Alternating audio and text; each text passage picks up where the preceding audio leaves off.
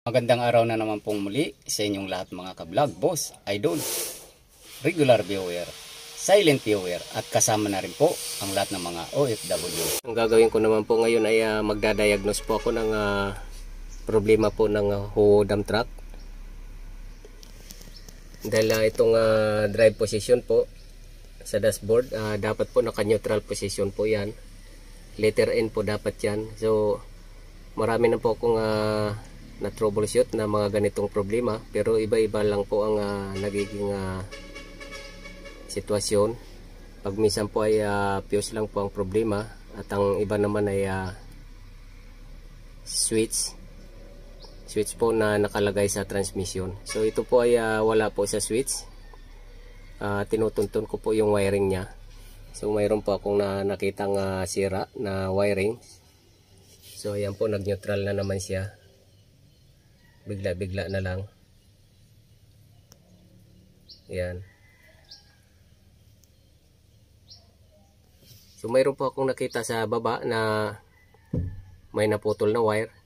Pero pag minsan po ay ganun pa rin, umaano pa rin dito. Pag minsan nagdadrive.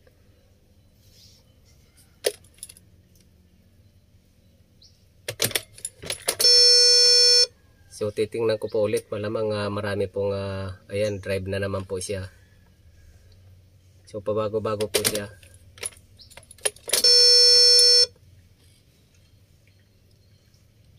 O drive pa rin. So kailangan ko pong tuntunin yung problema na yon. Iangat po natin yung ulo.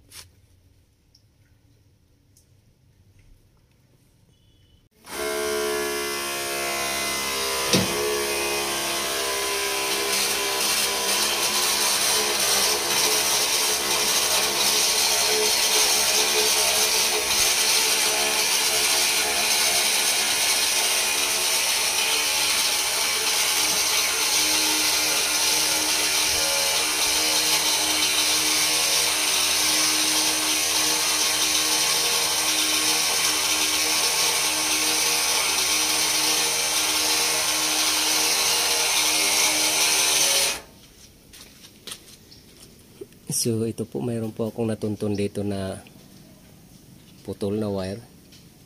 Kaso nga lang po ay hindi pa rin nagtutuloy-tuloy yung in position doon or neutral position. So ito po yung isa sa naging problema.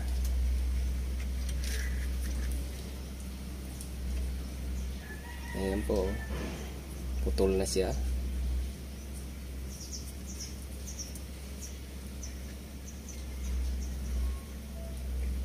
At ito rin po putol.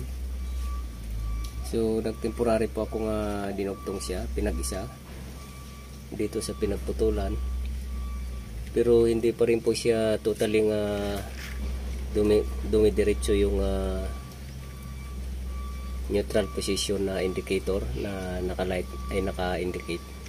Pawala-wala pa rin po siya. So ibig sabihin mayroon pa rin po siyang problema. So kailangan po mahanap yun.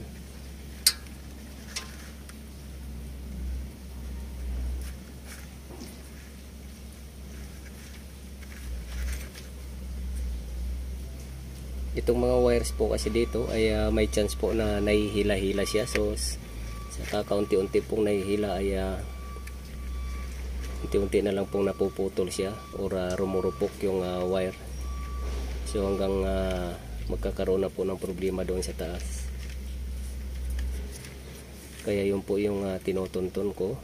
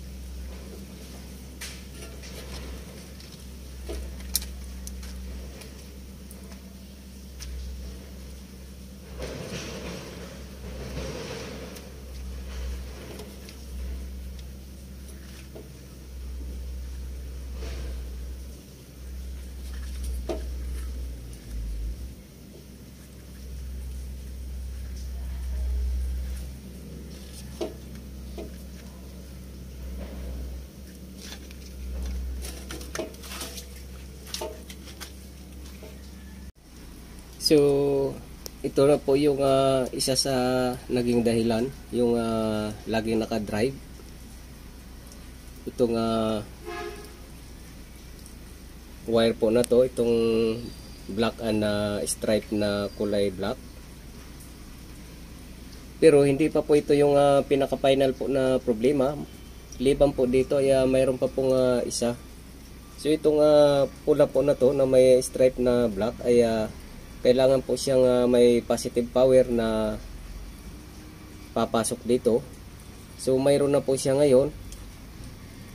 Kailang pawala-wala siya. So isa pa po sa naging dahilan yon.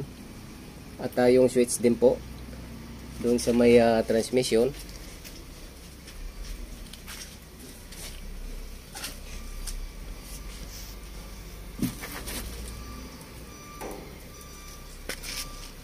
Ito po, itong switch na to at saka ito. So titingnan ko pa po kung gumagana pa ba to o hindi na. Kasi pag may problema po yan ay hindi po aandar yung makina at lagi pong naka-indicate doon either drive or pag tumatakbo either neutral. So dito rin po nanggaling yung mga indikasyon po na naka-indicate po sa dashboard either D or N. N is neutral. Pag minsan laging tumatakbo ay naka-neutral ay galing din po dito sa switch or power supply.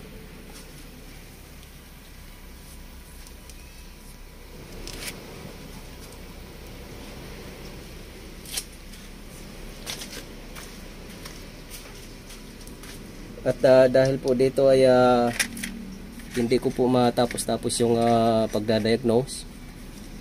Isa pa lang po yung nakita kong problema, itong wire nga po na putol. Ito. So mayroon pa rin pong problema. Pero babiyahe po kasi itong dump truck na to bukas ng madaling araw. So kailangan ko pong gawan muna ng remedyo para mapabiyahe po. Kung natatandaan ko po parang baka mayroon na po akong video na nakaraan ito na ginawan ko po ng remedyo, pero ganito po yung gagawin ko rin ngayon. Mayroon pa akong gagawin sa taas para lang po mapatakbo temporarily ito sa sasakyan natin para hindi po mabakante. So kapag mahaba po yung oras na gagawin ay na nakatambay ay pwede ko pong ipagpatuloy itong pagdadiagnose ko na to para maibalik po sa dati.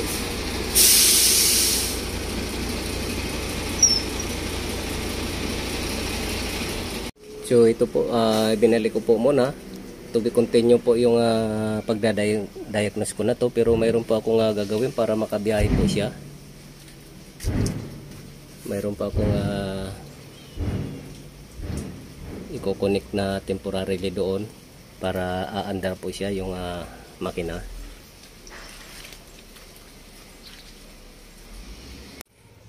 So kung napapansin po natin ay naka-drive position pa rin po siya. Pero para magamit po siya, mayroon po akong ginawang i-connect po para temporarily po magamit tong dump truck. Kasi to be continue po yung gagawin ko rito. Yung na-rectify ko palang wiring ay yung nasa outer side po ng sasakyan. Pero sa internal, hindi ko pa po na-check mga wirings. At saka yung switch po ay hindi ko pa rin po na-confirm kung may sira po ba yun o wala. So ayan po, mayroon po akong kinukunik dito para mapaandar lang po siya. So ito po. Ito po siya. So connection po to galing po ng starting relay. Once na kinunik po sa terminal na to, itong terminal po na to ay negative power po yan. So itong relay naman po na to ay para sa starter relay para umandar po yung makina. At magno-neutral na rin po siya rito. So kapag ganyan po ay pwede na po siyang bandarin. So i-start po natin.